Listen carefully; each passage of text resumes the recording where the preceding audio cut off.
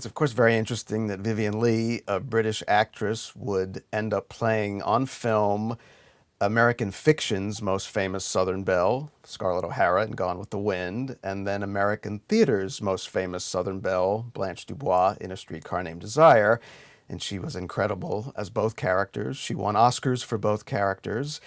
And I have to say, in writing this book, the thing that struck me at the end of the whole process of writing it was that Blanche DuBois is truly Williams' greatest creation, and how there are pieces of her in just about every other major Williams character, but none of them is quite as complex as she is. And Vivien Leigh was quite wonderful in that part. And of course, 10 years later, she plays in The Roman Spring of Mrs. Stone, which Williams has said is his favorite of all the Williams pictures. Now, of course, it's no one else's favorite, but it's his favorite. And I always wondered why that could be.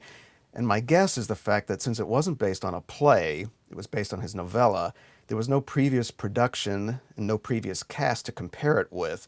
So it had a freshness maybe to him that the others didn't have. That's just my guess.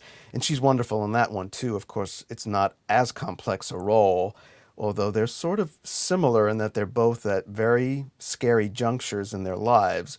But of course, while Blanche has so few options, Mrs. Stone, of course, is rich and famous, so she's got a lot more going for her, and yet she doesn't really have the fighting spirit that Blanche has. And so it doesn't take very much to sort of undo her.